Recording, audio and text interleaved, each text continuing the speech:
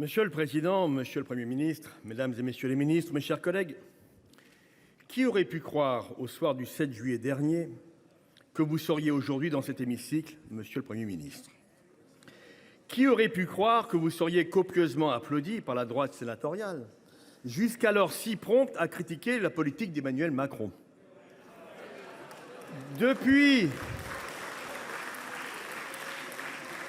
Depuis votre nomination, j'ai l'impression étrange que nous sommes entrés dans un monde parallèle, totalement déconnecté des réalités et des aspirations des Français.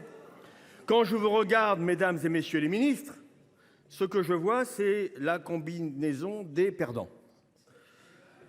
Non, pas une seconde, je n'aurais cru m'adresser à vous dans ces conditions. Ce n'est pas de la naïveté de ma part, cela s'appelle la droiture et le respect de la démocratie. Oui, j'ai sincèrement espéré que le président de la République entendrait les trois principaux messages que nos concitoyens ont clairement exprimés lors des élections législatives. L'aspiration à une politique de gauche, avec le nouveau Front populaire en tête des suffrages. Le refus massif de la politique d'Emmanuel Macron. Le rejet de l'extrême droite avec un front républicain solide. Pourtant, nous voilà gouvernés par un exécutif de droite, sommé de poursuivre la politique menée depuis 7 ans par Emmanuel Macron et adoubée par l'extrême droite. Oui, je suis en colère. Pas à votre encontre, Monsieur le Premier ministre. Vous ferez ce que vous pourrez. Pas contre vos ministres. S'ils ne sont plus démissionnaires, ils sont déjà probablement intérimaires. Ma colère, elle est celle de ces millions de Françaises et de Français qui voient leur vote balayé d'un revers de main par un président de la République qui, même lourdement sanctionné par les urnes, ne doute jamais de rien et surtout pas de lui-même. Je suis en colère parce que l'on ne mesure pas le ressentiment que cette impunité peut provoquer chez nos concitoyens, un ressentiment profond et durable envers ceux qui les gouvernent, le sentiment que leur voix ne compte plus. Ma colère porte enfin sur l'état de la France, qui subit les conséquences d'un septennat d'incurie, de déni, de mépris. Je me permets de m'adresser plus particulièrement à mes collègues de droite dans cet hémicycle. Mes chers collègues, lorsque vous quittez les murs du Sénat et que vous vous rendez dans vos départements, comment parvenez-vous à assumer sincèrement votre participation à cette mascarade devant les Français qui vous interpellent? Vous qui avez bruyamment combattu pendant 7 ans la politique menée par le président de la République, comment pouvez-vous aujourd'hui justifier ce choix en regardant les Français droit dans les yeux? Quand, comme M. Retailleau, on estime, je cite, que la droite n'est pas soluble dans le macronisme, comment se fondre ainsi dans une union des droites de Macron au Rassemblement national? Quand on se dit gaulliste, comment accepte-t-on de prêter main forte à un président de la République qui restera celui qui a le plus affaibli nos institutions? Quand on doit l'élection de 24 de ses députés sur 47 au Front républicain, comment consent-on à diriger un gouvernement sous surveillance du Rassemblement national et même pire, sous son influence? Aujourd'hui, vous vous inscrivez dans le bilan d'Emmanuel Macron et vous devez l'assumer à l'avenir. Oui, ce bilan sera votre fardeau, Monsieur le Premier ministre. Je pense d'abord et bien sûr aux finances publiques qui connaissent une trajectoire cataclysmique. Je pense aux choix budgétaires qui affaiblissent nos services publics et frappent les revenus des ménages les plus modestes, qui mettent à mal notre protection sociale et notre modèle républicain. Le Mozart de la finance, accompagné du Beethoven du ruissellement, se sont révélés n'être que des joueurs de piano mécanique mal accordés, des maestros en chambre qui ont dégradé lourdement la signature de la France et le niveau de vie des Français. Vous avez annoncé hier que vous souhaitiez ramener le déficit à 5% du PIB d'ici l'année prochaine. Pour mémoire, sur les 30 dernières années, il n'y a que la gauche au pouvoir qui ait réduit le déficit, et notamment sous le quinquennat de François Hollande. A contrario, vous êtes comptable de la destruction de 58 milliards d'euros de recettes fiscales par an. Vous avez fait le choix de réduire les dépenses, ce qui est la doxa habituelle de l'idéologie libérale que vous partagez avec Emmanuel Macron. Mais, fait nouveau, vous avez aussi évoqué la possibilité d'augmenter certaines recettes, en faisant particulièrement contribuer les plus riches, entreprises comme particuliers. Je me réjouis de votre adhésion à ce que nous défendons depuis des années. Mais allez encore un effort, monsieur le Premier ministre. Parlez-nous de contributions pérennes et non pas exceptionnelles. Parlez-nous d'ISF, de flat tax, d'exit tax, de niches fiscales inutiles, et vous verrez que la richesse sera encore mieux répartie dans notre pays. C'est là que vous retrouverez des marges financières.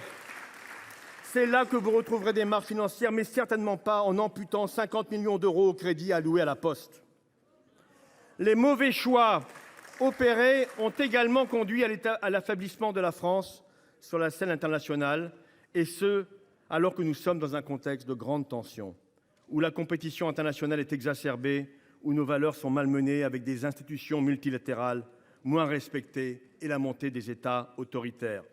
Face à un président imprévisible, quel sera votre poids? Comment allez-vous gérer les influences du RN à l'heure des choix européens? Êtes-vous en mesure de nous confirmer votre soutien à l'Ukraine avec de tels alliés?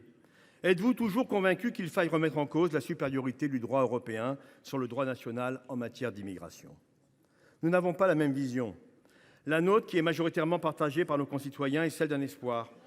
L'espoir d'amélioration des conditions de vie. C'est la raison du socialisme, c'est la raison d'être du socialisme réformiste.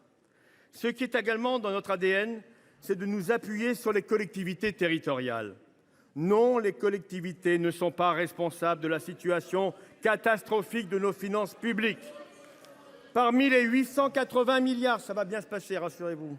Parmi les 880 milliards d'euros supplémentaires de la dette publique entre 2017 et 2023, les collectivités ne représentent que 10 milliards d'euros, soit 1,3%, seulement quand elles portent par ailleurs 70% de l'investissement public. Elles n'ont aucune leçon de gestion à recevoir de la part de gouvernements qui n'ont cessé de creuser les déficits de l'État. Au nom de l'ensemble de mes collègues socialistes, je tenais ici à les saluer et à saluer nos élus locaux, sans qui la vie démocratique de notre pays ne pourrait exister.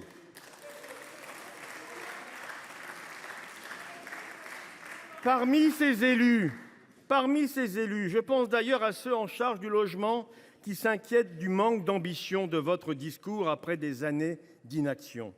Une inaction coupable, tant les chiffres de la construction sont historiquement bas et tant la tension est extrême sur les marchés locatifs avec des niveaux de loyer intenables pour les ménages. 2 700 000 ménages sont en attente en France d'un logement social. Un triste record avec des conséquences économiques et sociales qui touchent tous nos territoires.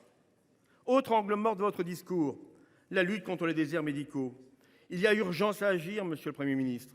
La difficulté d'accès aux soins est l'un des ressorts les plus puissants du sentiment d'abandon dans nos territoires. Lorsque vous patientez des mois avant d'obtenir un rendez-vous, cela a été dit par mon collègue Darnaud, chez un spécialiste, et que vous devez faire plusieurs dizaines de kilomètres pour vous y rendre, vous ressentez cette relégation au plus profond de votre chair. Le programme d'Hippocrate que vous avez annoncé hier n'y changera rien. En ce qui concerne l'hôpital public, votre discours ne nous rassure pas davantage.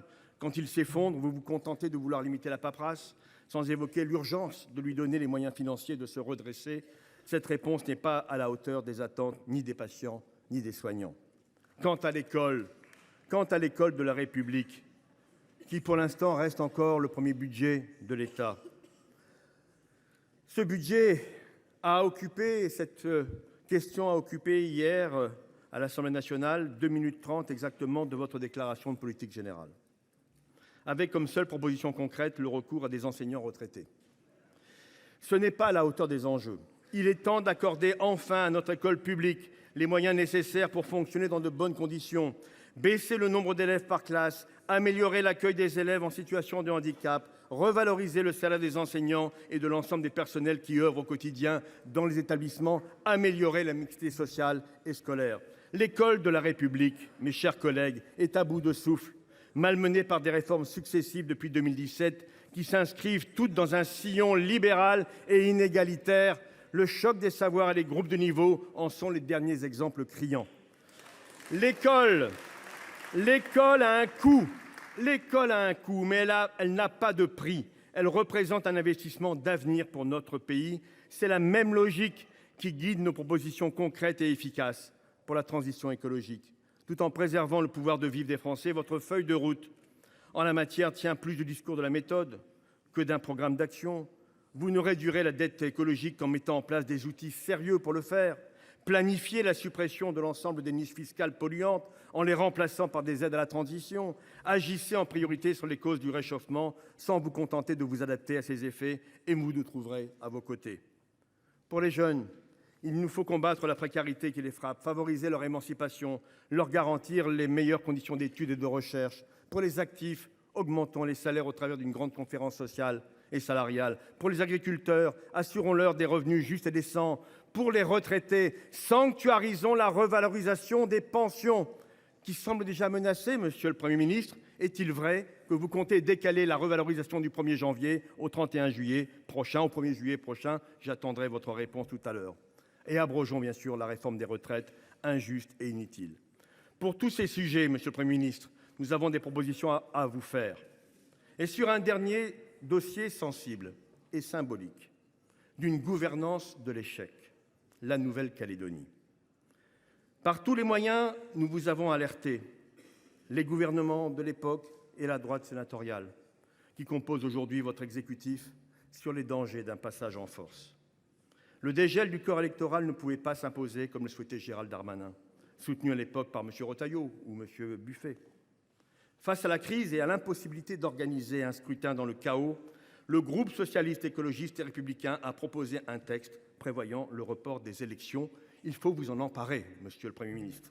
Ce report doit servir à la reconstruction et à renouer avec la méthode du dialogue, celle des accords de Matignon et de Nouméa. Hier, j'ai entendu le virage à 90 degrés que vous avez opéré. Je me félicite de cette lucidité. Mais j'ai une pensée pour les 13 morts et leurs familles. Je regrette les 3 milliards d'euros de dégâts, les destructions d'emplois. Emmanuel Macron porte la responsabilité de la crise institutionnelle et existentielle dans laquelle est plongé le Caillou. Elle restera l'acmé de son obstination et de son entêtement. À travers tous ces choix, Emmanuel Macron nous aura montré les limites de notre système. Il nous aura convaincus de la nécessité de démocratiser nos institutions, les mêmes qu'il aura tant malmenées. Monsieur le Premier ministre, je vous l'affirme, plus que jamais la gauche fera entendre sa voix au Parlement. Nous porterons dans les prochaines semaines et les prochains mois des propositions qui permettront notamment de garantir l'égalité territoriale, particulièrement dans les Outre-mer, de vivre dignement de son travail, d'accéder à un logement abordable, de porter l'ambition de la politique de la ville, d'agir en faveur de l'égalité entre les femmes et les hommes, de redonner des moyens à nos collectivités, de renforcer nos services publics, de garantir la sécurité de nos concitoyens, de mettre en œuvre une réelle politique sur le grand âge, de développer une transition écologique ambitieuse et bien sûr, mes chers collègues, bien sûr, de défendre l'état de droit. Vous le voyez, monsieur le Premier ministre, une autre voie est possible, celle de l'égalité réelle sur tout le territoire, celle de la justice sociale, fiscale comme environnementale, celle de l'apaisement de la société et du renforcement de la République.